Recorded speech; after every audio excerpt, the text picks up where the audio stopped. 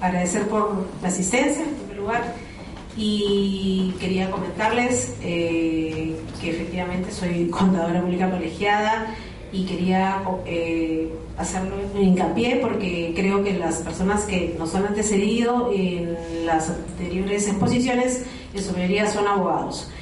Yo soy contadora, el punto de vista que vamos a tomar esta noche es netamente contable, es bastante técnico y creo que les va a ayudar a ustedes, si es que son abogados en su mayoría, en temas de tributación. Lo que vamos a ver hoy día es efectivamente la contabilidad aplicada a la tributación. Vamos a ver nociones básicas de la tributación, principios que se usan en la contabilidad y cómo estos son aplicados en una empresa, en un negocio, en donde vemos que la tributación está bastante arraigada en nuestro país. Vamos a... la exposición tiene 3 partes. Vamos a empezar por las nociones básicas, como les dije, luego vamos a ver un caso práctico y vamos a culminar con las preguntas que ustedes puedan tener.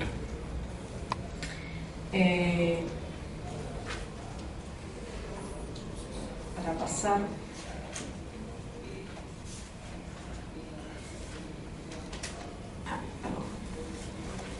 Dentro del marco conceptual y legal de lo que es la contabilidad, la primera plantilla es la que habla acerca de lo que es la contabilidad. Parece que no está acá. ¿Qué conocemos como contabilidad? La contabilidad es aquella ciencia que nos va a permitir analizar el patrimonio de una empresa o de un individuo con el fin de que con esa información podamos tomar decisiones y controlar a sí misma la información que ya tenemos registrada en un medio sistemático.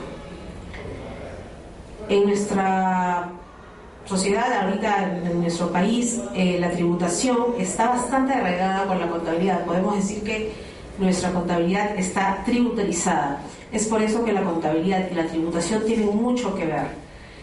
Es necesario por ello ver primero qué cosa es la contabilidad, en qué se basa la contabilidad y luego vemos los puntos tributarios.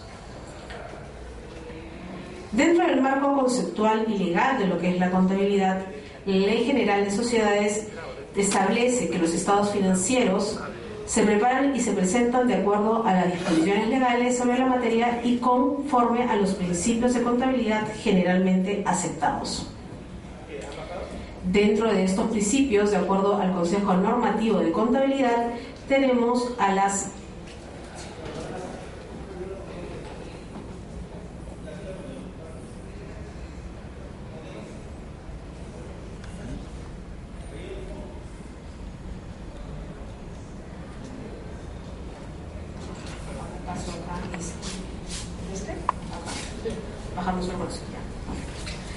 Dentro de los principios de contabilidad generalmente aceptados, la Ley General de Sociedades hace hincapié que esos principios vienen a ser las normas internacionales de contabilidad. Sin embargo, vamos a hacer una observación. Principios es algo bastante básico. Vamos a detallar los principios más, digamos que los he considerado más importantes, y luego vamos a hablar acerca de las NIF o NICs, que tiene que ver con cómo lleva una empresa la contabilidad y cómo debe hacerlo.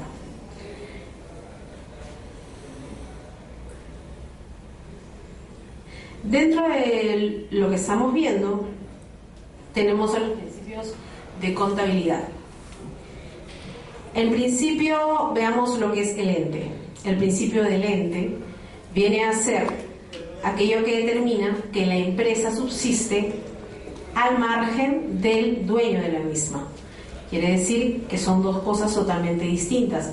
Es más, en el artículo 44 de la Ley del Impuesto a la Renta, la administración es muy clara, nuestra autoridad legislativa es clara y decir que no son deducibles los gastos de los dueños o gastos personales.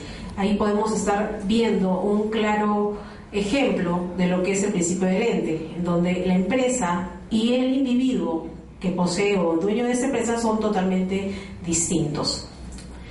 Empresa en marcha. que tiene que ver la empresa en marcha. El principio de empresa en marcha tiene que ver con que toda empresa cuando nace tiene una proyección futura y una plena vigencia. A no ser que esté expresamente indicado, toda empresa tiene proyección, no sabemos cuándo va a ser su fin, y solo en el caso de empresas en liquidación puede estar, de esta manera la contabilidad tiene otra característica. Digamos que todo está dispuesto o todo está llevándose en base a liquidar a la empresa, pero normalmente una empresa normal que en el medio la característica que tiene es que tiene una proyección futura y que está en plena vigencia. El principio de prudencia tiene que ver con un principio de consistencia en el sentido de que yo voy a, en el momento en que reconocer mis gastos en el momento que los he realizado y mis ingresos cuando esos mismos se han dado. El principio de prudencia y materialidad tienen mucho que ver, están ligados. ¿Por qué? Porque la materialidad es aquella que me va a determinar qué debo considerar como importante, ¿no? Hay muchas partidas en una empresa, muchos conceptos que debemos darle mayor peso por el monto, y hay otros conceptos o gastos a los que no les vamos a poner tanto hincapié. Por ejemplo, un auditor de SUNAT, cuando se presenta en una empresa, va a ver siempre las partidas más notorias, ¿no? Por ejemplo, en una partida, ve el estado financiero de la empresa y pues se va a ir a los gastos que son más considerables. Normalmente en una empresa los gastos que pueden ser más considerables son, por ejemplo, el tema de planillas, quien está considerado como el principal, el director o el dueño de la empresa, el gerente, etcétera. El tema de planillas es un tema bastante cogido por los auditores de SUNAT. No tanto así algunas partidas como restaurantes, por ejemplo, si es que no es muy significativa la partida, no vamos a poner tanto hincapié en conceptos o boletas o facturas de 20 soles cuando tendríamos que darle mayor peso a una partida de 100.000, 200.000 soles. En este caso, claro, dependiendo también del giro de la empresa, la materialidad y la prudencia tienen mucho que ver. Es ahí donde se ven esos principios. Igualmente, lo que es el principio de evaluación al costo, que tiene que ver, y la SUNAT también está muy involucrada con el tema. Evaluación al costo tiene que ver con el principio de que todos los activos que la empresa adquiere tienen que ser registradas al valor de adquisición o de producción. Y sabemos que la ley ahora determina que esta evaluación tiene que ser de valor de mercado. En el caso de devengado, tiene mucho que ver, el principio del devengado tiene mucho que ver con el tema de la realización. Cuando yo he realizado un ingreso o se ha devengado un gasto. No interesa tanto si se ha cobrado o se ha pagado. Simplemente si ese servicio se prestó, entonces considero que ese gasto ya se realizó y por lo tanto lo tengo que registrar. Acá también podemos ver que el principio de devengado tiene mucho que ver con el principio de prudencia, ¿no? Las partidas se van a los gastos se reconocen cuando se dan y los ingresos cuando se realizan. El principio de devengado tiene que ver con el tema del gasto. En el caso de la uniformidad, en el principio de uniformidad, tenemos que ver con el hecho de que los estados financieros tienen que ser desarrollados de periodo a periodo con las mismas prácticas contables y métodos de evaluación que se han dado. Por ejemplo, una empresa que aplica el método de depreciación del método lineal para sus activos fijos. El método lineal se aplica un porcentaje anual y eso se manda al gasto. Si al año siguiente la empresa ya no decide hacerlo por el método lineal, sino a través de la vida de las horas hombre o de las horas de producción de las máquinas, tiene que mostrarlo en las notas financieras. ¿Por qué el principio de uniformidad se da tanto o debe ser considerado, porque si nosotros cambiamos continuamente de prácticas contables de un periodo a otro, no vamos a poder comparar los estados financieros. Y lo que la contabilidad quiere es que los estados financieros sean comparables en un periodo al otro para que los accionistas puedan tomar las decisiones correctas. Nuestra responsabilidad como contadores es mostrar la información y que ésta sea fidedigna y que sea segura, que sea confiable, que cuando el accionista vea la información pueda decir efectivamente esto es lo que tengo, puedo invertir en esto con lo que ha resultado en este mes, en este periodo. Y bueno, si se están llevando correctamente los principios contables y las normas de contabilidad, pues no debe haber ningún problema. Por último, y como un principio que considero importante, es la moneda común denominador. Estamos en Perú y nuestra moneda funcional es el sol. Sin embargo, existe actualmente bastante inversión y vemos últimamente bastante inversión extranjera. Es también muy común que exista posibilidad de que las empresas lleven en moneda extranjera sus estados financieros. Esto es permitido siempre y cuando se presente ante SUNAT una solicitud para que ésta lo apruebe. Pero de por sí, si es que la empresa decide hacerlo, no hay ningún problema, pero sí, ojo que la contabilidad, la SUNAT requiere que la contabilidad sí sea llevada en moneda nacional, para que ellos puedan ver la información que se presenta. Si estoy yendo rápido, me dicen alguna pregunta que tengan, con todo gusto. Siguiendo con el tema de la contabilidad, para ver el tema básico, la noción de lo que es la partida doble, perdón, es un poco... Ya.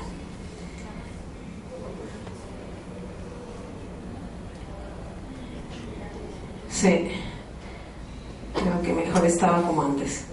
Sí, quizás pueda mejor en mi USB y mostrarlo como presentación. Sí, pero no sé.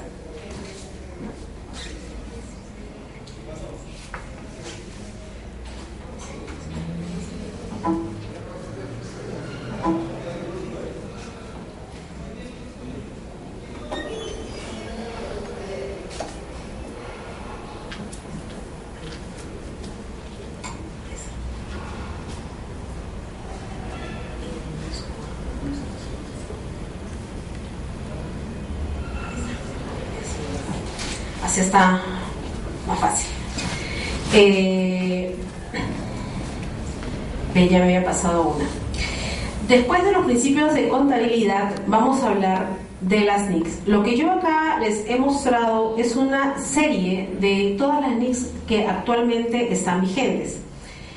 Vamos a tocar temas o puntos que nos pueden ayudar en el día a día con el tema tributario, que tienen que ver con el tema tributario. La NIC 1, la presentación de estados financieros, tiene que ver mucho con lo que hemos hablado anteriormente, con la presentación, con los principios contables. Por ejemplo, el tema del que les comentaba, la uniformidad, que tiene que estar expreso, si es que existe un cambio de método de evaluación, tienen que estar especificadas en las notas financieras. Eso tiene que ver con la presentación de estados financieros. La NIC 2 habla de los inventarios, de las existencias. En nuestra contabilidad, en nuestra tributación, está ligada el tema de desmedros y mermas, por ejemplo, ¿no? La administración demanda que existe una obligación de parte de la empresa de si se va a haber una destrucción de mercaderías, pues esta tiene que ir a SUNAT, comentarle 6 días antes para que puedan efectuar esta destrucción y poder deducir el gasto en ese periodo. Digamos que los inventarios son tomados también a valor de mercado, y la NIC 2 lo que va a hablar es cómo contabilizar estas existencias, estas mercaderías en nuestra contabilidad. Sin embargo, al nuestra contabilidad peruana, al estar tan tributarizada, no podemos dejar de lado las normas peruanas. Es por eso que les comento que si estuviera en el caso de que van a mandar a distribuir mercaderías, pues tenemos que cubrir con ciertas pautas que la administración da. En el caso de estados de flujos de efectivo, bueno, es un estado financiero que nos permite saber la disposición de efectivo que tiene la empresa luego de hacer todas las operaciones que tiene. Es un estado financiero, si bien es uno de los que están, no es uno de los básicos que vamos a ver ahora, y en realidad lo que trata de hacer es efectivamente cuál es el flujo de efectivo que yo tengo, ¿no?, para poder hacer mis operaciones. En el caso de la NIC 8, las políticas contables, y justo les comentaba hace unos minutos, los cambios en las estimaciones contables y errores. Eso es muy importante. Tienen que estar nombrados en las notas financieras si es que hay algún cambio, una estimación, un método de evaluación en el caso de depreciación o una revaluación de activos, por ejemplo. En la NIC 10, hechos ocurridos después del periodo sobre el que se informa, tiene que ver con, por ejemplo, cerrar el periodo contable y hubo un gasto o un ingreso extraordinario que puede afectar mis resultados acumulados, pues tengo que comentarlo, mencionarlo, o incluso tendría que ajustar mis resultados acumulados. La NIC 11 habla acerca de los contratos de construcción. Tenemos dentro de la NIC la manera como se debe contabilizar los ingresos de acuerdo a los avances de las obras, y también en nuestra tributación tenemos en el artículo 62, si no me equivoco, de la ley del impuesto a la renta, los métodos que la administración permite para poder yo generar mis pagos a cuenta y cumplir con el pago del impuesto a la renta.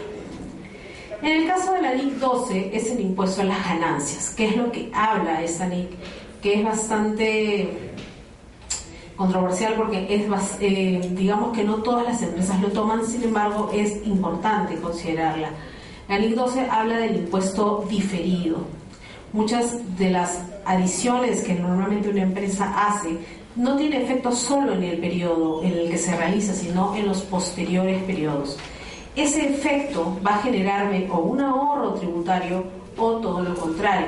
Si yo no lo tengo bien contabilizado y expresado en mi contabilidad, pues puede generarle a la empresa efectivamente una salida de dinero posterior que no lo tenía pensado, y por ende una toma de decisión no correctamente tomada porque no tiene una correcta apreciación en los estados financieros y no han tenido una estimación contable correcta.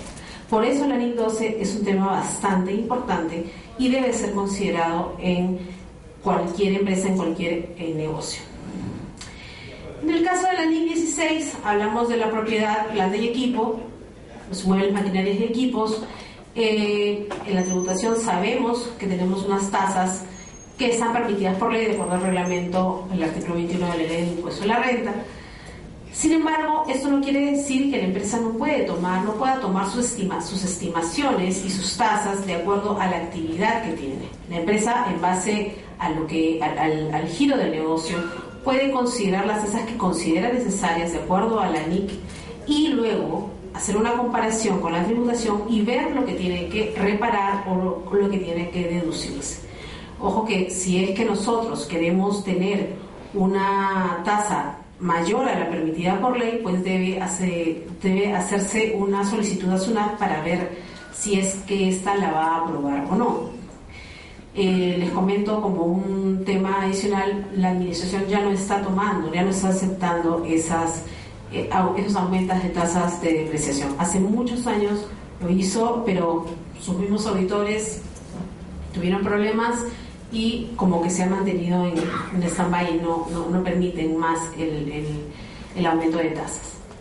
Entonces solamente nos queda hacerlo a través de adiciones o deducciones vía DJ. En el caso de la NIC 17 hablamos de lo que son arrendamientos. Los arrendamientos que pueden ser operativos o pueden ser financieros, que son los conocidos leasing.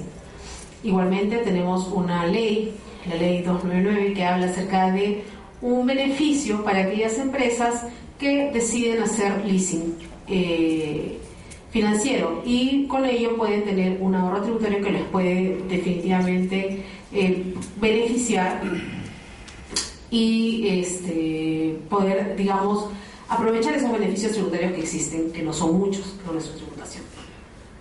La ley 18 habla acerca de los ingresos a las actividades ordinarias. Es lo normal, el ingreso que tiene que ver con la realización de los ingresos que tiene una empresa, cómo deben ser registrados.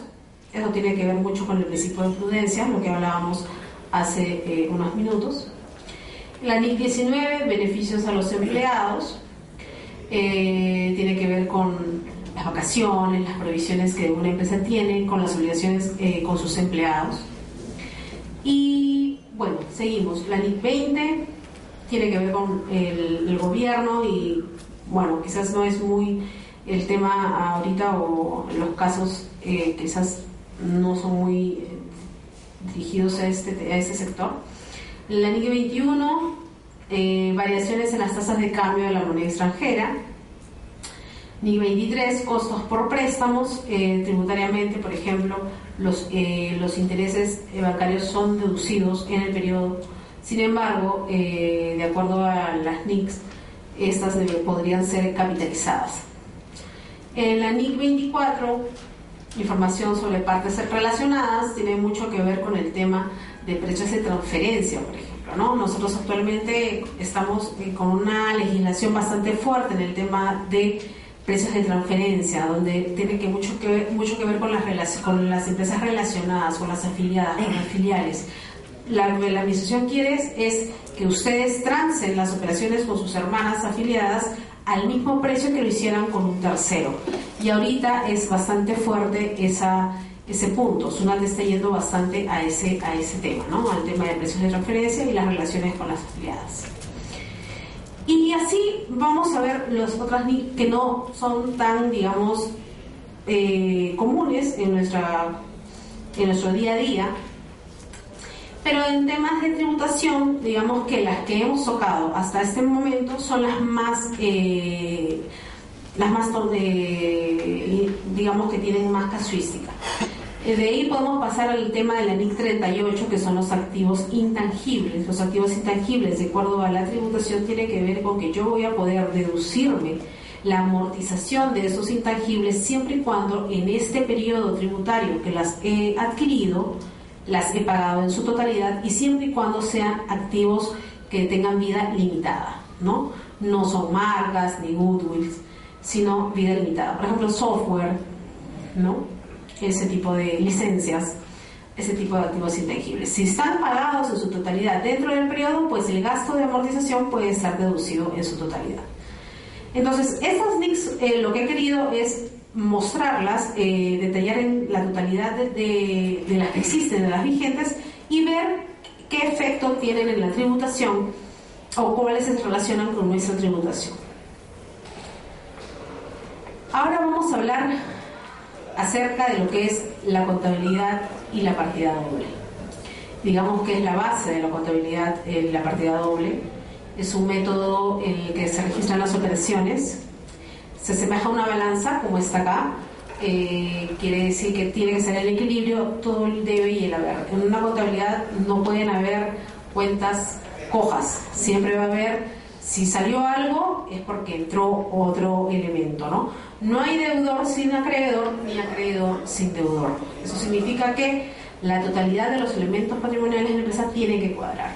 Si un elemento disminuye, es porque otro aumenta, como les comentaba, o si se produce una entrada, es porque hay una salida de otro elemento. ¿Cómo se denominan a las cuentas? a las partidas dobles? El deudor y el acreedor, también llamado el debe, el haber, el cargo, el abono, el débito y el crédito. Esa es la base de la contabilidad. Es así como estamos, las cuentas T están creadas, ¿no? Para darles un tip, digamos, para que puedan entender quizás un poco más este tema de la contabilidad, que a veces a algunos les parece un poco más complicado, es sencillo en ese sentido. Vamos a ver el primer recuadro, el cuadro de la derecha.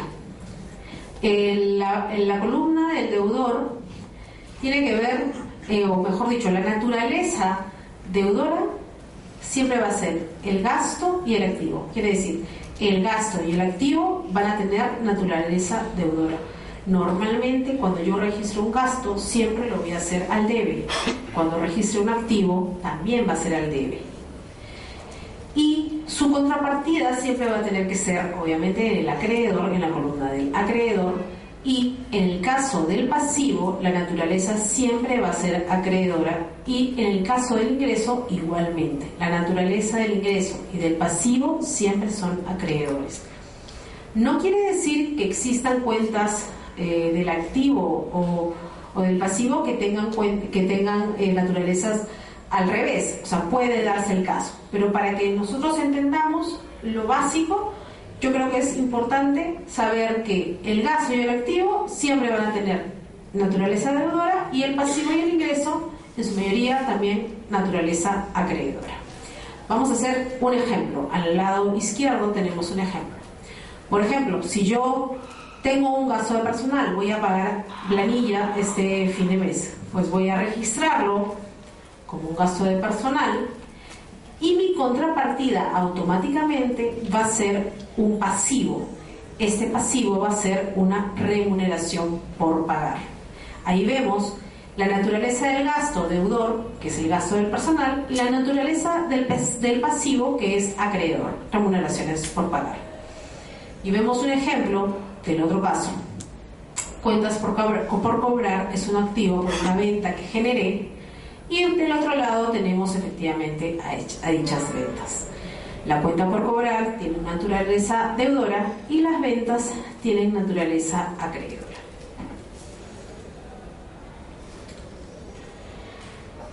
Para ver lo que significa las cuentas contables, o qué es lo que estamos hablando en la filmina anterior, se denomina cuenta contable al instrumento que nos permite identificar, clasificar y registrar un elemento patrimonial, un hecho económico en la empresa. Y el conjunto de todas estas cuentas las vamos a ver plasmadas en el plan contable general empresarial. Toda empresa tiene, para poder contabilizar sus hechos económicos, que contar con un plan contable. Cada empresa crea ese plan contable. Hay empresas que tienen cuentas que van desde 1 a 10 dígitos, como empresas que tienen hasta 5 dígitos, de acuerdo al giro del negocio, al nivel también del negocio, ¿no? Para darles a entender lo que es el plan contable general, se encuentra desarrollado hasta un nivel obligatorio, o el nuevo plan, ya que este se ha dado hace un par de años, se encuentra desarrollado hasta un nivel obligatorio de 5 dígitos, de acuerdo a la confirmación que se pretende identificar. Y vamos a ir, o sea, todo tiene una razón de ser, ¿verdad? Vamos a ir desde el primer dígito hasta el quinto dígito. El primer dígito tiene que ver con el elemento, es lo que nos va a dirigir, nos va a señalar el elemento. En el caso de que la cuenta empiece con 1, 2 y 3, estamos dirigiéndonos o señalando el activo. El número 4 es para los pasivos, el número 5 para el patrimonio neto, 6 para gastos y 7 para ingresos. Es lo que nos va a determinar esos dígitos, a qué elemento estamos haciendo referencia. Cuando vemos el primer dígito podemos estar señalando, perfecto, estamos ya como que nos identificamos, ¿no? El primer dígito nos va a permitir identificarnos fácilmente qué elemento estamos considerando, qué hecho económico vamos a ver. El segundo dígito tiene que ver con el rubro o cuenta. Es aquel que te va a posicionar, digamos, ¿no? Y el tercer dígito es aquel que va a acumular los pasivos, va a acumular los activos. Es aquel que va, digamos, si tú puedes sacar un balance a 3 dígitos, va a poder identificar correctamente las cuentas en tu presentación, tu estado financiero. El cuarto y el quinto dígito ya tiene que ver con un tema más específico, para que la empresa pueda especificar la cuenta, para que pueda tener una mayor visión, digamos. Por ejemplo, en este caso que les he puesto un ejemplo, empezamos con el activo disponible y exigible, seguimos con el 0, que va a determinar a qué se refiere, que es un equivalente efectivo. El tercer número va a decir que son las cuentas corrientes en general. El cuarto dígito va a determinar que es una cuenta corriente operativa. Y el quinto dígito es una manera más específica, va a determinar que es una cuenta corriente operativa en moneda nacional. Es decir, le da un mayor detalle. A nivel de aumento de dígito, le da un mayor detalle. Es así que las empresas pueden tener más de 5 dígitos de acuerdo a la necesidad de la misma. Determinando más dígitos quiere decir que son más específicas aún, ¿no? Hay empresas que siguen, por ejemplo, con un sexto dígito para decir que son moneda nacional, Banco de Lima o Banco de Provincia, por ejemplo, ¿no? Etcétera. Entonces, ese es el elemento, la secuencia de los dígitos que tienen el plan contable. Y a continuación vamos a ver el plan contable y cómo empieza en el caso del balance general, cómo están distribuidos. En el caso de las cuentas del activo, vamos a ver que están comprendidos los efectivos y equivalentes de efectivo, inversiones financieras y luego pasan con mercaderías y tercero el tema de inversiones mobiliarias y los activos fijos. En el caso de los elementos, las cuentas del activo y del pasivo empiezan como una especie de exigibilidad, de disponibilidad. Es decir, una empresa, ¿qué es lo que posee? ¿Con qué posee? Si ahorita cerramos la empresa, ¿qué cosa tengo en el momento para que yo pueda decir, ok, me voy con tanto? ¿Qué es lo que tengo ahorita líquido? Entonces empezamos por el primer elemento. El 10 es lo que efectivamente tengo, el efectivo, la caja. Luego seguimos con aquello que no es tan fácilmente convertible, pero que la empresa tiene como un activo, que lo puede igual reclamar. Y es así que tiene que ver con la exigencia, digamos, con el derecho que yo tengo y la posibilidad de convertir esos activos en finalmente dinero. Primero empiezo con algo que es líquido, que luego que tengo, abro mi caja fuerte y tengo el dinero ahí. Luego voy a una institución bancaria y tengo mis cuentas corrientes, tengo disponibilidad de dinero y luego empiezo por las cuentas por cobrar. Cuando una empresa, por ejemplo, se liquida, es así como empieza a convertir todo, trata de convertir todo con el fin de llegar a un final, a recaudar lo mayor que se tiene, lo más que se tiene y cubrir sus pasivos, cubrir todas las obligaciones que tiene y con el remanente dárselo al dueño que es quien ha decidido ya no seguir. Entonces, esa es la manera como vamos a entender cómo se maneja un balance o un plan de cuentas. Empezamos con lo que tenemos y vamos poco a poco hasta la conversión. En el caso del pasivo es igual. Sin embargo, hemos visto primero los primeros 3 elementos porque es lo que tenemos y luego con eso que tenemos, ¿qué cosa vamos a cubrir? ¿Qué es lo más esencial? Normalmente lo más esencial, de acuerdo a nuestras leyes, deben ser lo que son empleados, lo que son los tributos y luego los acreedores. Entonces, también está determinada de esa manera en el caso del pasivo, ¿no? Tributos, remuneraciones por pagar y cuentas comerciales y financieras. Por último, tenemos nuestra remanente. ¿Qué nos quedó? De lo que tenemos menos lo que pagamos, ¿qué fue lo que nos quedó? Entonces queda efectivamente el patrimonio. El capital fue con lo que empezamos y finalmente con los resultados es con lo que nos quedamos. Ese es el panorama de lo que es el balance general. El balance general lo que nos va a mostrar es la solvencia económica de la empresa. ¿Con qué cuenta la empresa cuando empieza o en un punto determinado?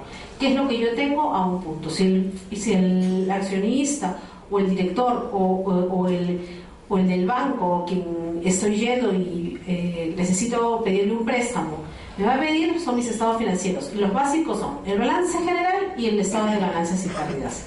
Cuando ellos vean el balance general, se van a ir siempre al patrimonio. El patrimonio, en 2 palabras, en un segundo le va a decir cómo está la empresa. Si tienes rojo, resultados acumulados en rojo, pérdidas, quiere decir que no es una empresa bastante solvente ni rentable, ¿no? Entonces ahí tienes que ver qué estás haciendo mal, cómo puedes inyectar mayor capital o una mejor inversión y mejorar tus estados financieros, sin necesidad de emitir, obviamente, ¿no? Y bueno, eso es lo que determina el balance general. Luego lo vamos a ver con más detalle. En el caso de las cuentas de ganancias y pérdidas, el plan general lo va a tratar también en distintos elementos. El elemento 6 va a hablar de todos mis gastos. Mis gastos desde que empiezo, desde las compras hasta mi costo de ventas. Quiere decir, yo paso por lo básico, que son las compras, que son las mercaderías que pueda tener, y luego sigo de acuerdo al ramo del gasto, ¿no? Gastos de personal, servicios de terceros, tributos, otros gastos de gestión, temas que no van, el 66 son activos no financieros que no son, algo común, son otros giros de empresas. Gastos financieros que tienen que ver con bancos, provisiones y, por último, el costo de ventas, que va a determinar cuánto efectivamente fue mi costo en este periodo y cuál mi utilidad bruta. Luego pasamos con el elemento 7, que es el cuenta de ingresos, que empieza con mis ventas, con mi producción, si es que soy una empresa productora, luego mis descuentos, concedidos u obtenidos, ingresos de gestión varios, si es que no solamente me dedico a vender una cosa, sino puedo por ahí en alguna oportunidad, por ejemplo, oye, yo vendo sillas, pero tengo ahí una fotocopiadora y ya no me sirve, puedo venderla a un menor valor, entonces eso es otro ingreso, no es de mi giro, pero puedo generar un ingreso. Una empresa de tercera puede generar, todos los ingresos que genere van a ser perfectamente aceptables y obviamente también grabables. Luego seguimos con lo que son ingresos financieros y bueno, los que no son financieros también, que no tienen que ver con el rubro, ¿no? Rubros normales, son otro tipo de instrumentos. Cargas cubiertas por provisiones y por último la 79 tiene que ver con una control de cuentas. No es una cuenta que se use para determinar un ingreso, sino es más que nada una cuenta puente que me va a permitir generar cuando registre mis gastos y quiera tener centros de costo, voy a usar esta cuenta como una cuenta puente. Es una cuenta que me va a servir, es un método de contabilidad. Sería otro tema para poder hablarles de cómo contabilizar esos registros. Y por último, las cuentas intermedias o las que finalmente van a determinar cuánto tengo, ¿no? Y dentro de estas 8 tenemos al impuesto a la renta, que es lo que que tenemos que ver en esta charla, ¿no? Cómo determino finalmente mi impuesto a la renta, y el caso práctico que está al final de esta presentación va más o menos a mostrarles cómo podemos llegar a ese punto. Hasta ahí lo que es el plan contable general. Una vez que ya tenemos conocidos los elementos del plan contable general, podemos empezar a formar los estados financieros. Los estados financieros básicos en la contabilidad son 4 y podemos añadir el tema de las notas como un quinto, pero lo considero como que son 4 en realidad. Los estados son el balance general o el balance de situación o estado de situación financiera, y como les comentaba, lo que nos indica un balance general es la solvencia económica de la empresa. ¿Con qué cuenta la empresa? ¿Qué tan fuerte es esa empresa? Eso es lo que te va a mostrar el balance general. En segundo lugar, el estado de resultados o estado de ganancias y pérdidas, que te va a mostrar la rentabilidad de la empresa. Cuánto efectivamente, qué tan efectiva ha sido esa empresa, que esa gestión, cómo ha resultado mis ventas, si han sido sin utilidad, finalmente ha resultado lo que yo esperaba, ¿no? Y esa rentabilidad luego va a ir inyectándose en mi patrimonio y va a determinar finalmente mi solvencia en el balance general. Luego vienen los estados de cambios en el patrimonio neto, si es que ha habido aportes de capital o distribución de utilidades. Eso es lo que va a determinar el estado de cambios en el patrimonio neto. Luego el estado de flujos de efectivo, que les comentaba al inicio, que lo que nos dice efectivamente es cuánto de caja tenemos en disponibilidad, ¿no? Y por último, y lo más importante, son las notas a los estados financieros. Cuando existen temas saltantes en el tema, en los estados financieros o casos o condiciones que queremos resaltar de la empresa, esto va a estar reflejado y debe estar reflejado en las notas a los estados financieros. Hasta este punto quería tocar lo que es lo básico, lo conceptual, y vamos a pasar a ver un tema práctico, donde vamos a ver un balance general de una empresa en particular y un estado de ganancias, y en base a la situación de esta empresa vemos cómo determina su impuesto a la renta. No sé si se puede ver, no sé si ustedes tienen el material.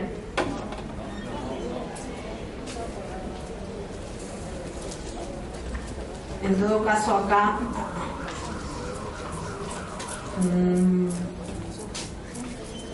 bueno, después supongo que le podemos enviar el material. En este caso, lo que hemos querido mostrar es el balance general de una empresa que viene de actividad, no es reciente, tiene una actividad continua y está al año 2010. Es una empresa de commodities que se realiza, lo que hace la empresa es comercializa productos agrícolas y minerales, y tiene esa es la posición o la situación general de la misma. Por ejemplo, no sé si ustedes, bueno, en todo caso les comentaré. En los resultados acumulados vemos una pérdida. Por ejemplo, si una empresa o si una institución bancaria ve la empresa y ve la situación de este balance, puede ver que existe una pérdida tributaria. Y si bien los resultados del ejercicio llegaron a ser superar en el 100% el tema de la utilidad, pues ahí como que la institución o la empresa o el accionista puede tener ahí una llamada de atención, ¿no? La empresa puede en cualquier momento generar una pérdida. Sin embargo, la actividad del año 2010 fue, digamos, oportuna y llegaron a una ganancia bastante buena. He colocado unas notas al costado de partidas que consideré importantes para poder ver luego la determinación del impuesto a la renta. A continuación vemos el estado de ganancias y pérdidas de esa misma empresa. Las ventas que tiene, el costo de venta, la utilidad bruta, los gastos de administración, los gastos de venta, esta es la manera en cómo debe siempre mostrarse un estado financiero. Luego tenemos la utilidad operativa, y a continuación otros ingresos y gastos. Ingresos financieros, gastos financieros. Y en este caso, como es una empresa de commodities, las empresas de commodities siempre deben cubrirse por el tema del mercado. Al ser un mercado tan volátil, el tema de los commodities, tienen un tema de inversión en instrumentos financieros, en opciones de compra, en futuros, en forward de moneda. Entonces eso les genera una ganancia y una pérdida que son bastante fuertes. Esta empresa es una, digamos que las del medio, y es normal que, por ejemplo, las cantidades que tengan acá, 26 millones de utilidad, se vean compensadas por una pérdida de 21 millones, que en general no les queda mucho como diferencia, pero es así la volatilidad del mismo giro de negocio. Finalmente determinan una participación, que siempre y cuando haya más de 20 trabajadores, pues existe la obligación de hacer una participación entre los mismos, y el impuesto a la renta, finalmente dándome una utilidad neta del ejercicio, que en este caso, como habíamos dicho, la utilidad fue muy buena en ese periodo 2010, que compensó en su totalidad y mucho más el resultado anterior acumulado, que había resultado ser una pérdida. Entonces, cuando tenemos el estado de ganancia y el balance general, podemos determinar luego, digamos que el accionista podría tomar decisiones en base a ese periodo, si seguir invirtiendo, si distribuir utilidades o cotizar en bolsa, ¿no? Y cuando me refería a las notas a los estados financieros, digamos, en este caso lo he querido mostrar de una manera bastante sencilla para que podamos entender cuando escuchamos qué son esas notas a los estados financieros. ¿Es un estado financiero o a qué se refieren? Y en realidad son notas, como su mismo nombre lo dice. En una nota financiera, que normalmente están hechas por los auditores financieros que normalmente van a una empresa a auditarla, lo que mencionan al final, cuando revisan los estados financieros de esas empresas, hacen una serie de notas. Estas notas lo que determinan es a qué se dedica la empresa, qué comercializa, cuál es su giro de negocio, cuáles son su cantidad de ventas, su porcentaje de ventas, cuál es su participación en el mercado, cuál ha sido el comportamiento de la misma en comparación a las del resto, y si los estados financieros efectivamente se están presentando de la manera correcta, si se están aplicando los principios generalmente aceptados y las mismas. Eso es lo más importante. Si están presentando la información correctamente, ¿no? Si es una información fiel, una información confiable. Y vamos a ver ahora, he puesto 4 puntos. Si no lo han visto, acá lo vamos a detallar con mayor precisión. ¿A qué me refería con las notas que yo había puesto? Por ejemplo, esta empresa, y es algo serio, digamos, es algo real, y que lo podemos ver en cualquier otra, tiene 4 puntos o 4 puntos flojos que, por ejemplo, un auditor de SUNAT puede tranquilamente verlas y auditarlas y repararlas. Por ejemplo, en el rubro de existencia tiene mercadería que ya no puede poner en el mercado, ¿no? Y acá está nombrado. En cuanto al rubro de existencias, existe una provisión por desvalorización de existencias que se ha valorizado en 6.894.520. Se trata de mercadería que ha perdido sus cualidades para ser comercializada. Entonces, si la tengo considerada como una mercadería desvalorizada y la empresa ha hecho una provisión por esa desvalorización, es un gasto que no es reconocido por la administración y que debe ser reparado. En el siguiente punto estamos viendo en el rubro de inmuebles, maquinarias y equipo. En este caso, la empresa tiene una provisión por depreciación de 1.501.005 y que tiene que ver porque está aplicando una tasa del 25% que es mayor a la permitida por la administración, que es de solo el 10%. Al tener una mayor depreciación, estamos considerando también un reparo que debe ser considerado por el contador.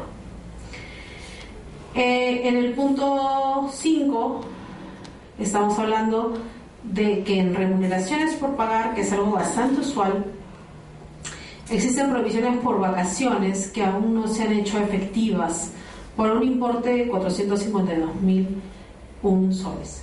Quiere decir que aún no he pagado esas vacaciones y sin embargo las estoy deduciendo en ese periodo, y eso no es correcto, pues la administración no está de acuerdo con ello, sino hasta que efectivamente el trabajador haya salido y haya cobrado esas vacaciones. Si no es así, pues deberías repararlas.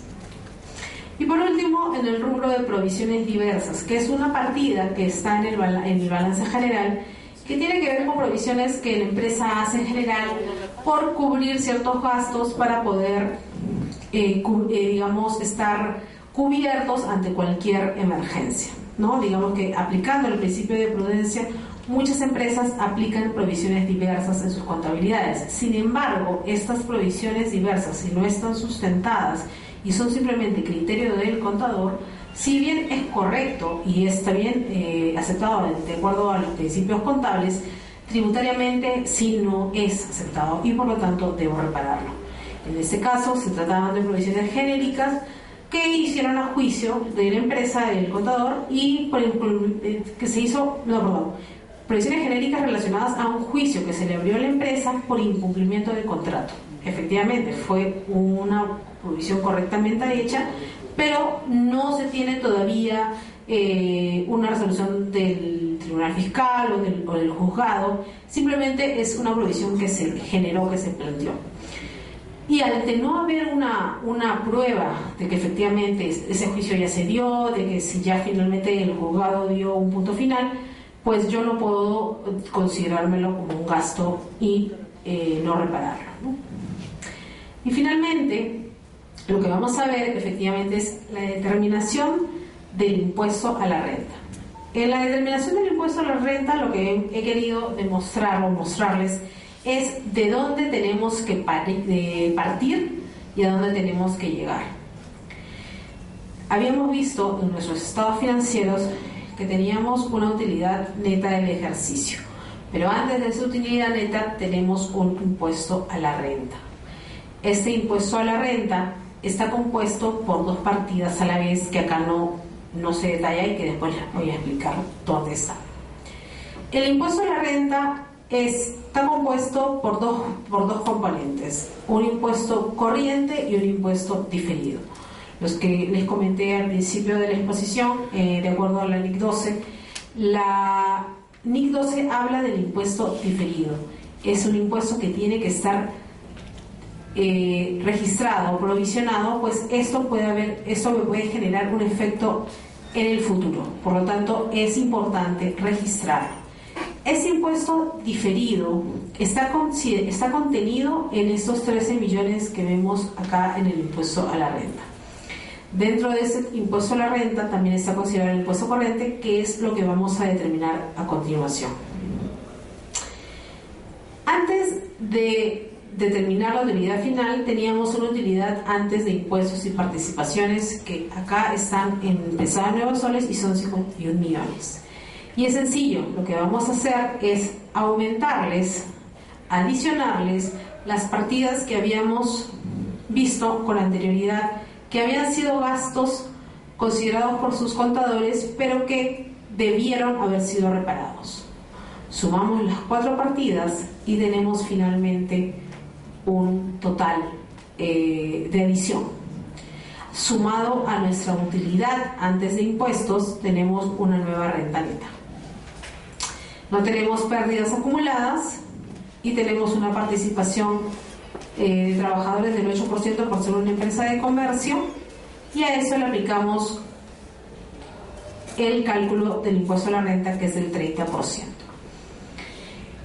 A continuación he detallado los 4 puntos de arriba, los artículos que la ley por los cuales la ley no permite estas deducciones como válidas. Finalmente, cuando determiné mi renta neta imponible, determino finalmente mi impuesto a pagar, que son 16.791.750.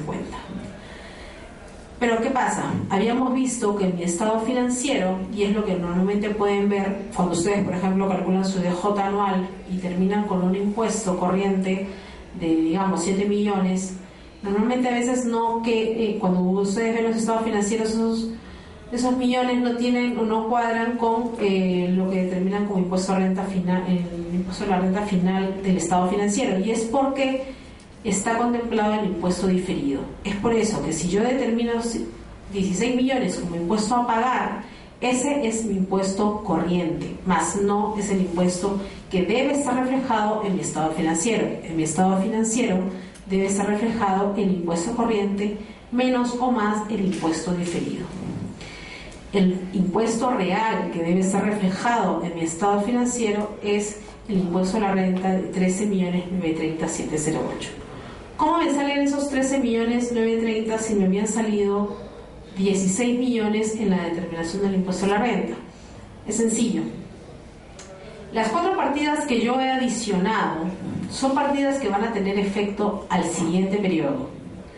Por ejemplo, las desvalorizaciones de existencias, efectivamente son mercaderías que perdieron sus cualidades, que disminuyeron en su valor de mercado, pero que en algún momento las puedo vender o destruir. Si las destruyo, es deducible, y si es deducible, lo haré en el periodo en que lo realice. Si no lo hice hasta el 31 del 2010, lo puedo hacer y no lo hice hasta el 2011, lo puedo hacer en el 2012 y va a ser perfectamente deducible en el año en que las realice. En el caso de la depreciación en exceso es lo mismo. Cuando el activo llegue a un punto en que termine esa depreciación, luego va a empezar el retroceso, digamos la cuenta en reversa, y va también a verse ese gasto en exceso que yo hice, ese pago en exceso que yo hice de impuestos, luego lo voy a recuperar. En el caso de las vacaciones provisionadas no pagadas, es lo mismo. Esas personas van a salir de vacaciones y voy a poder deducir las mismas en el periodo en que estas salgan. Por lo tanto, si lo reparo este año, al siguiente los puedo deducir. Y las provisiones genéricas sin sustento, pues ese juicio, si es que el contador tomó un buen criterio, fue prudente y registró ese juicio, es porque sabía que iba a darse un veredicto a favor de la empresa. Hasta el momento en que salga ese veredicto, yo podré usar esa provisión y podré usar ese impuesto diferido. Por lo tanto, hemos visto que todas esas partidas son partidas que tienen efecto en el futuro. Al ser partidas que tienen efecto en el futuro, la totalidad de ellas me suban 9 millones, y si yo le aplico la tasa igual, que es el 30%, me va a resultar un impuesto diferido. Ese impuesto diferido yo lo voy a contemplar en mi balance general en la opción de activos diferidos, que son efectivamente la cantidad que les he puesto acá, que son los 2.861.042. Si yo a los 16 millones le resto esos 2 millones, son los 13 que aparecen en el estado de ganancias y pérdidas, y es el impuesto que efectivamente la empresa está pagando. Es decir, quizá la empresa no esté pagando realmente un 30%, sino está pagando un 26 o un 28%. Es así como se puede ver efectivamente que el gasto tributario de una empresa no necesariamente es 30%. Muchas veces es menos, porque tiene un ahorro tributario y eso va a verse reflejado en el activo diferido, o quizás va a tener todo lo contrario, un pasivo diferido, algo que me va a generar un beneficio tributario ahora. Por ejemplo, los leasing generan beneficios tributarios ahora, pero elevan mi tasa efectiva en mis estados financieros. Eso es la parte casuística, la parte práctica de lo que es el tema de los estados financieros y cómo pueden tener su implicancia en el tema tributario. No sé si tienen alguna pregunta, podemos pasar ahora a la ronda de preguntas, podemos tocar los temas que hemos visto. Si les parece que hay algo en lo que tenemos que ahondar, pues con mucho gusto estoy... Sí, dígame. Por favor, si nos pudiera aclarar un poco el tema de los leasing, ¿qué influencia tienen? El tema del leasing, ¿qué influencia tienen en la tributación? O sea, si para una empresa es conveniente hacer leasing de autos, por ejemplo. Para una empresa es conveniente tener leasing siempre y cuando vea ustedes los flujos de efectivo que le demande ese leasing. Lo que pasa es que el escudo tributario que le da el leasing es la depreciación. Por ejemplo, si usted va a comprar una máquina y esa máquina le cuesta, no sé, su empresa es mediana o es grande y esa máquina le cuesta un gran porcentaje de su patrimonio, por ejemplo, usted lo puede comparar con su patrimonio y le cuesta un monto considerable, entonces podría ser el caso de que sea conveniente invertir en un leasing. Pues el leasing lo que me va a hacer es generar mayor depreciación, mayor gasto. Ese gasto lo va a ver reflejado en los primeros años. El leasing es 2 años como mínimo para lo que son bienes muebles y 5 para lo que son bienes inmuebles. Es decir, voy a poder, si es una máquina, voy a poder ver reflejado ese beneficio tributario en los primeros años. Es decir, voy a pagar menos impuesto los primeros años. Pero lo que me va a permitir invertir en esos primeros años, tener mayor rentabilidad y luego voy a poder devolverle, digamos, al fisco lo que me ahorré en el principio. Digamos que es así, no es que nunca voy a pagar o nunca voy a dejar de pagar los impuestos. El beneficio tributario que te da el leasing es la depreciación acelerada. Es decir, esa depreciación que tú verías en 10 años, lo vas a ver en 2 o lo vas a ver en 5. Eso es lo que te da el leasing. Vas a ver menor pago de impuesto en ese tiempo. ¿Por qué? Sí, no sé, dígame. Claro, ¿por qué? Porque esa es la noción del leasing. El leasing no es que, ojo, que un beneficio tributario no tiene que ver, no siempre, tiene que ver en que no vas a pagar impuestos. El beneficio tributario es, ok, te damos este beneficio para que pagues menos ahora, inviertas más y luego cuando tengas vas a poder devolver. No quiere decir que tienes el beneficio ahora y nunca más pagas. No, el beneficio tributario del leasing lo vas a ver reflejado en los primeros años. En los años en que efectivamente esa maquinaria te va a redituar, ¿no?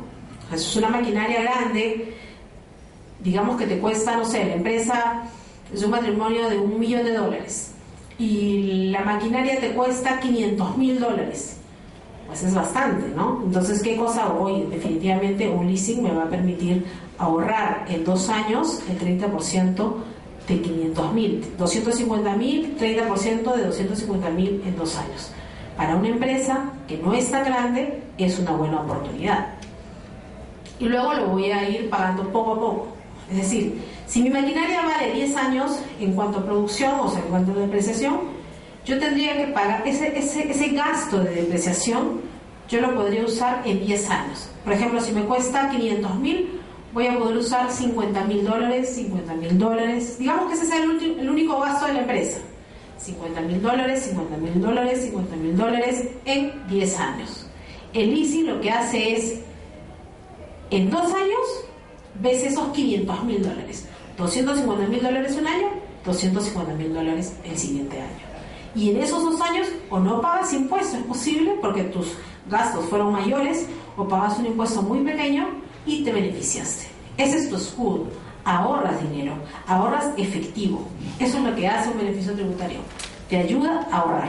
¿Cómo es que luego sigue pagándose? Exacto. Lo que pasa es que tú no lo vas a ver en el dinero, lo vas a ver en tus estados financieros. Si haces una correcta aplicación de los principios y lo que le comenté al principio, que es la NIC 12, vas a ver el efecto en los estados financieros en los 8 años siguientes. Si, digamos, la máquina la usaste en los 2 primeros años, pues en los 8 años siguientes vas a tener que devolver, digamos, o vas a tener que devolver ese ahorro, pero lo vas a ver, digamos, de una manera espaciada, ¿no? Vas a estar tranquilo, digamos, vas a poder seguir haciendo, y quizás hasta tengas otros leasing, inviertas en otros leasing y vas a seguir teniendo beneficios tributarios a lo largo del tiempo. O sea, la empresa ya empieza a ver qué cosa le funciona. Oye, me funcionan los leasing, hagamos leasing siempre. Si siempre nos va a redituar y vamos a pagar menos impuestos, usemos ese beneficio tributario, ¿no? Es en ese sentido el que se da la ley de leasing, digamos, ¿no? Que te puede ayudar como empresa, como inversión, y también la facilidad de que no te enganchas con un activo y que finalmente, si no te conviene, pues lo vendes, ¿no? Y nunca fue tuyo y no tuviste tanto que arriesgar, digamos, al principio. Ese es el tema del leasing, ¿no? Es un beneficio tributario que está planteado. Digamos que no tenemos muchos beneficios tributarios.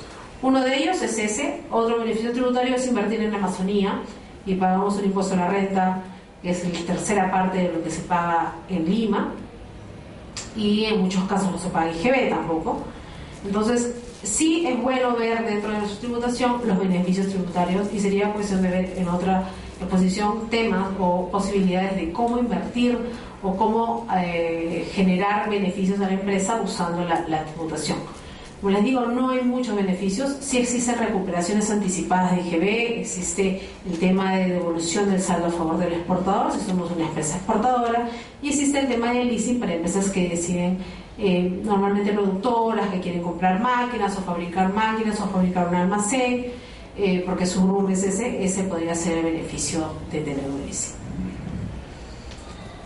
¿Sí? ¿Alguna pregunta adicional? Sí, dígame. Sí, con respecto a la provisión que usted comentó del contador. Sí. En un momento usted comentó que estaba correcto lo que hace el contador, pero ¿por qué la SUNAT repararía? Lo que pasa es que cuando un contador... eso es lo que tenemos que tener bien en claro. La contabilidad se ha tributarizado, pero no tiene que dejar de ser contabilidad y cumplir con los principios contables que existen para que sea, ¿no? Dentro de los principios que tenemos está la prudencia. Si yo soy un contador y sé que ese gasto se realizó, por más que no tengo el sustento, pero sé que se dio, yo como contador tengo que contabilizarlo.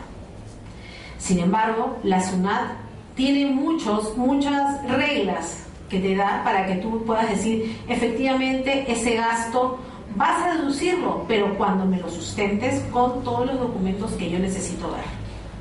Pero ¿qué pasa? Tú ya sabías que en ese periodo se dio ese gasto, se provisionó eso, vamos a perder esa cantidad, ya sabemos que eso se realizó, yo lo considero y lo registro. Pero para SUNAT necesita otras cosas, necesitan, por ejemplo, el tema de la desvalorización de existencias es un punto, ¿no? Es un punto importante. Yo sé que mi mercadería no cuesta, me costó 100 cuando lo compré, pero estamos a fin de año y cuesta ahorita 80. Oye, ¿sabes qué? En el mercado, yo esas computadoras las compré a 100, pero no he vendido todas y me he quedado con 10. Pero esas ya no cuestan 100, cuestan 80. La tecnología ahora, en un cerrar de ojos, ya ha cambiado. Entonces, por ejemplo, ese es un caso de las empresas que tienen que ver con tecnología. Tienen que hacer ese tema de desvalorizaciones continuamente. A fin de año hicieron su provisión por desvalorización porque efectivamente, y de acuerdo al principio de evaluación del costo, que es lo que vimos al principio, tiene que hacer una desvalorización de existencias. Yo hice esa desvalorización de existencias porque si alguien ve mis estados financieros, mis mercaderías no valen 100, mis mercaderías valen 80. Eso es lo que en el mercado están valiendo. Yo no puedo ir al accionista y decirle, sí, todo está perfecto, todo vale 100. No puedo, le estoy engañando. No, efectivamente no vale 100, vale 80. Hay una desvalorización. Entonces uno nos va a considerar. Sin embargo, no. ¿Por qué? Porque la administración siempre te va a poner algunas pautas para que ella pueda decirte, ok, si no, no existirían las leyes tributarias y no existiría una diferencia entre la contabilidad financiera y la contabilidad tributaria que la hay en todo momento. Para que exista esta desvalorización aceptada por SUNAT, uno, o la vendes y lo sustentas con los comprobantes de venta, o dos, las destruyes, pero primero vas ante un notario, le avisas a SUNAT 6 días antes y ante ese notario las destruyes. O tres, si tú crees que no estamos hablando de máquinas, sino estamos hablando de otro tipo de actividad y tu mercadería o tus existencias generan un tipo de merma y tú sabes que esas mermas son deducibles porque son totalmente sustentables, pues haces tu informe técnico y a SUNAT le presentas ese informe para que te lo pueda deducir. Las provisiones siempre van a tener que darse. Si yo reconozco que existe un gasto, que existe una evaluación que deba hacerse correctamente, pues tienen que hacerse. Como contadores tenemos la obligación de hacerlo. Esa es nuestra posición, esa es nuestra obligación. Señalarle a los accionistas cómo se ve la empresa al día de hoy. Es por eso que se tiene que dar la provisión, pero tenemos que estar bien, digamos, empapados en lo que es la ley y en lo que permite también en cómo deducir, ¿no? Sí. Doctora, teniendo en cuenta toda esta última parte que has hablado, sí. Por ejemplo, al constituir una empresa, sí. ¿No? Una sociedad de responsabilidad individual, por ejemplo, se constituye teniendo en cuenta la valorización de bienes, sí. Maquinarias X, ¿no? Claro. Pero ahí la valorización, o sea, se supone que esa valorización es la que constituye el capital. Exacto. Pero es una sobrevalorización. Para incrementar el capital. No, ¿por qué una sobrevalorización? Es un caso real. Entonces, que constituyeron su empresa y sobrevalorizando. Sí. Pero ahí hay un tema, ¿no? ¿Y cuál sería en este caso cómo reponer? Lo que pasa es que tendría que sincerar la empresa esos valores. Ahí hay un tema que podría generarle algún perjuicio, alguna contingencia tributaria, ¿no? Si no legal también, ¿no? Porque está mintiendo, porque si es como, por ejemplo, no sé si valga la comparación con el tema de CLAE, ¿no? Decían que todo, pintaban que era todo lindo, precioso, hermoso y al día siguiente se fueron del mercado, ¿no? Es lo que estoy diciendo, usted está diciendo que tiene un activo que vale 100 cuando vale un sol. Entonces, ¿cómo puede usted respaldar, por ejemplo, si un proveedor a usted le paga, le da un servicio y usted le dice, en 30 días te voy a pagar y en 30 días usted no pudo generar ni una venta porque, no sé, el activo que tenía no tenía las cualidades que necesitaba el proveedor, puede pensar, no, esta empresa es solvente, no, mira, sus estados financieros dicen esto. Va a responder. Cuando él le vaya a cobrar, usted no va ni siquiera a poder vender el activo, porque el activo no vale ni 100, ¿no? Vale 1. Eso es lo que tiene que entender, eso es lo que quiere dar a entender la contabilidad. Los estados financieros tienen que ser el reflejo tal cual de lo que tiene la empresa en ese momento. Si esos activos están sobrevaluados, pues tienen que hacer una revaluación. Yo lo que haría sería tasarlos y ver cuál es el efecto, y si hay un gasto en exceso por una revaluación, pues voy a tener que pagar mi impuesto por eso, ¿no? Siendo una empresa nueva, recientemente constituida, tendría que hacer un ajuste de capital en todo caso, ¿no? O generar generaría mayor número de acciones quizás para poder corregir eso. Ya, pero esto tributariamente, o sea, cuando va a sacar el RUC, tiene algo que ver el monto de capital. Lo que pasa es que cuando usted va a sacar el RUC, SUNAT no le ve los estados financieros. Usted va a sacar el RUC con su minuta de constitución o su escritura pública, con su DNI de representante legal, su recibo de luz. La empresa la SUNAT no le va a revisar nada en ese momento. La SUNAT va a revisarle en unos 2, 3 años y ahí se le va a llevar el peso, ¿no? O sea, ahorita cualquiera puede sacar RUC, o sea, todos sacamos RUC ahorita, pero el tema es luego en la actividad constante, ¿no? Entonces, ahí, ¿qué podría hacerse? Me dice usted, ¿lo tendría que hacer es un reajuste? Yo lo que diría es un reajuste de capital, veo si tengo que emitir más acciones, veo los valores, taso nuevamente los bienes realmente para que me den, oye, realmente vale esto, y si genera algún ajuste o algún gasto en exceso, veo si tiene que repararse. Es un caso más, tendría que verse el tema, ¿no? Tendría que verse los estados financieros y todo eso. Pero es lo que yo podría decir. Sí. Lo que pasa es que cuando uno, digamos, aporta bienes, notaría uno poner el precio que se paga, ¿no? Pero hay una notaría que actualmente no están aplicando porque tiene que informar aparte. Exacto, tiene que informar evaluación aplicado, ¿no? Exacto. Entonces ya no es como exacto, antes, ¿no? pero lo que pasa es que sí, pero efectivamente cuando alguien aporta un capital, sí, normalmente es, oye, yo tengo ese carro, lo aporto, ¿no? Pero tampoco voy a decir que mi carro del año 2006, del año 96 vale $50,000 o 20,000, ¿no? O sea, lo que tiene que informar la notaría. Tiene que ser un tema. ¿Qué método aplicado? Exacto, y aparte ahí tiene que ver mucho el contador, ¿no? O sea, el contador tiene que ver ahí los principios, su principio de prudencia, el principio de evaluación al costo, ¿no? Ese es por ejemplo, eso ahí se ve, cuando uno constituye una empresa, tiene que ver el tema de evaluación al costo. ¿A cuánto yo estoy registrando mis activos? ¿Qué es con lo que yo empiezo? Mi aporte. Ok, ¿cuánto vale esto? Tanto. Si yo no estoy seguro, taso. Precio de mercado. Taso, ¿no? O precio de mercado, o busco información y veo, oye, mira, esas son las características, vale tanto, perfecto, eso es lo que vale. Me lleno de información. Si quieren ser cuidadosos, llénense de información, empárpense de información, vean, comparen, hagan su mismo estudio, no sé, si tienen algún ingeniero o alguien que les pueda dar un informe, háganlo, ¿no? Es una manera sencilla y fácil de salir sin mucho costo tampoco, ¿no? Para hacer ese reajuste de capital tendría que tener sustento bien pasado. Si son bienes grandes, si son bienes considerables, sí, de hecho, sí, y es normado. Sí. ¿Alguna pregunta adicional? Doctora, ¿las iglesias cómo llevan su contabilidad? ¿Perdón? ¿Las iglesias? Lo que pasa es que las iglesias tienen otro tipo de legislación porque no están sujetas al impuesto a la renta.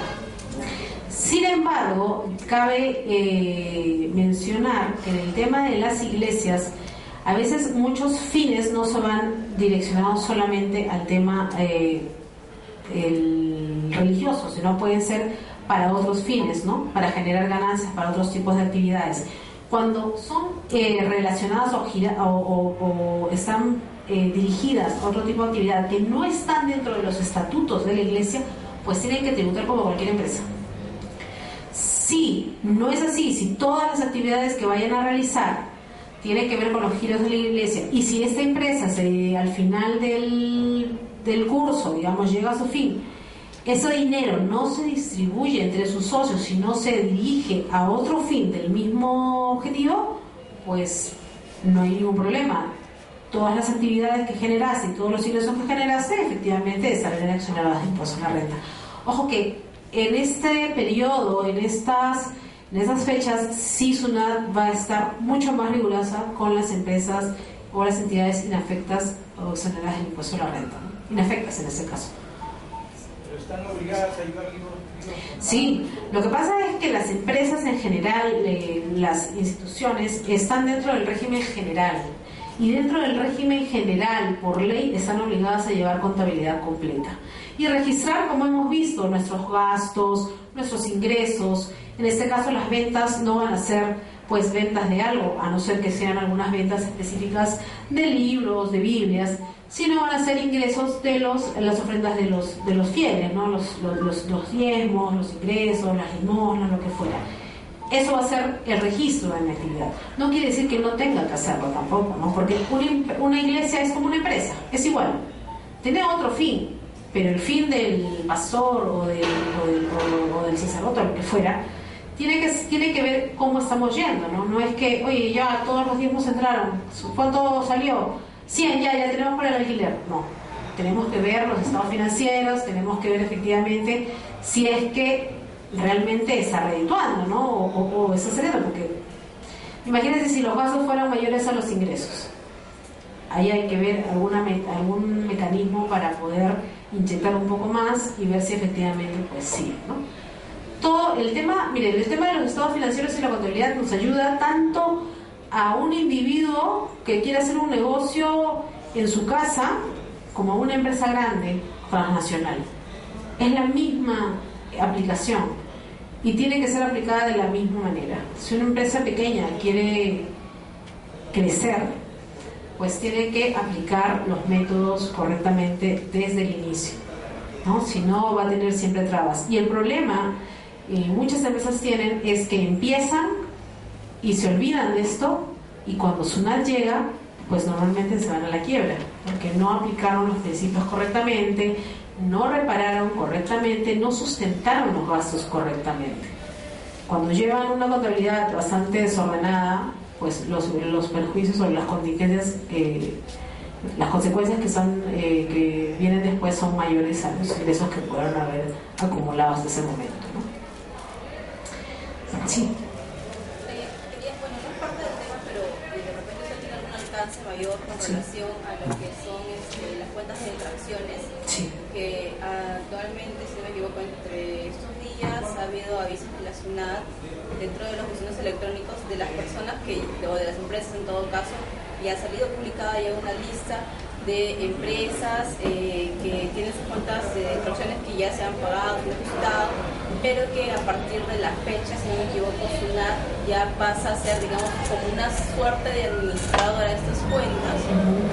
Y hasta donde tengo entendido, hasta lo poco que he podido averiguar, es que SUNAT va a administrar los fondos hasta todo lo que es el año 2012.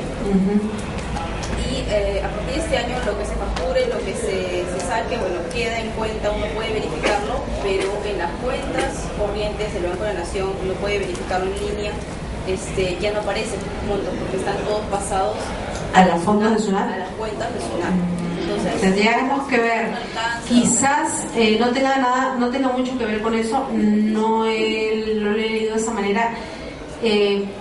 Me parece que tiene que ver con el tema de empresas que efectivamente tienen deuda y no han pagado sus deudas, y que la administración lo que hace es, en el momento ya no tiene que estar pidiendo ni nada, sino simplemente toma esa plata y se paga con eso. Ese es el objetivo del sistema de obligaciones tributarias. El objetivo sería que se cobre directamente de las cuentas y obviamente tendría que aparecer el saldo pertinente, pero hasta donde lo poco que he podido averiguar es que al parecer no se están cobrando, sino que están dejando, quiere decir que digamos, la cuenta. O sea, quiere decir que todas las empresas, grandes, pequeñas, ya no van a poder hacer uso de sus cuentas para el pago de sus impuestos.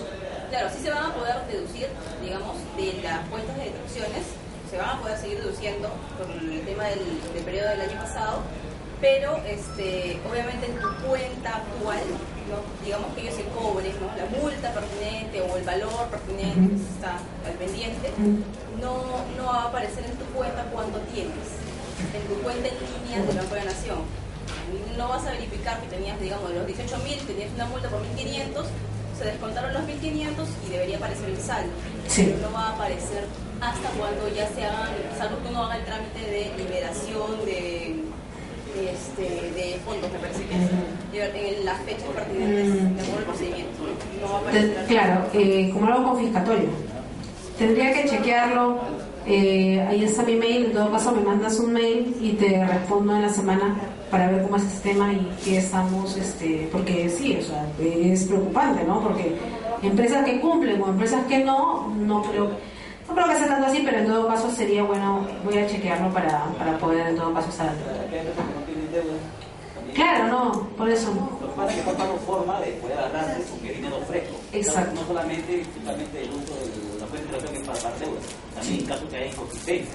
Claro. Se está buscando forma de poder, ¿no? Sí, yo lo veo más ligado con el tema de empresas que pues normalmente son omisas al pago, que normalmente tienden a rectificar 1, 2, 3 veces y no pagan las multas, o que pagan sus declaraciones fuera de fecha, que tienen efectivamente multas. En la administración quizás está haciendo o puede hacer ese uso para esos casos, pero en todo caso es buena la intervención de la señorita. Vamos a chequear para ver si efectivamente esa es la connotación que le quiere dar.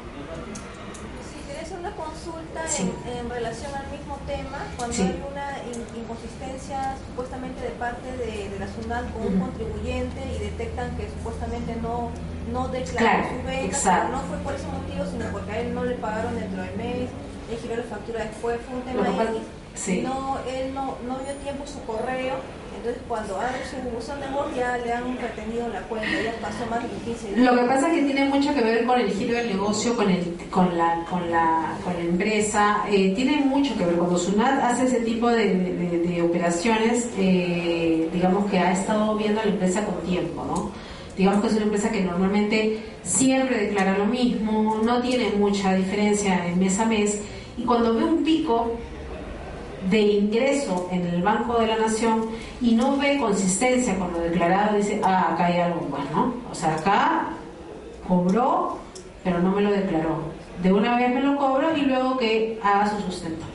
Es lo que pasa, o sea, si no, lo que tienes ahí que hacer simplemente es sustentar, mandar una carta, corregir, ver los medios, tener tus libros al día.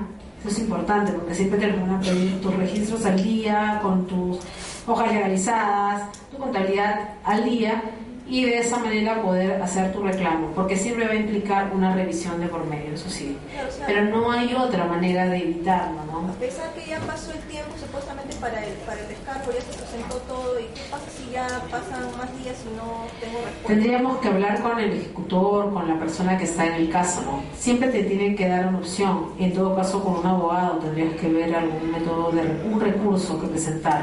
Siempre hay un recurso. Los abogados siempre tienen alguna opción para poder hacer que eso salga efectivo. Sí, de verdad que sí. Un abuso, porque hay inconsistencia. Pueden presentar una queja, un reclamo, un recurso de nulidad, claro. Obviamente tendría que ser una revisión, si es cierto que hay incompetencia. Exacto. Pero primero se adelanta. Exacto.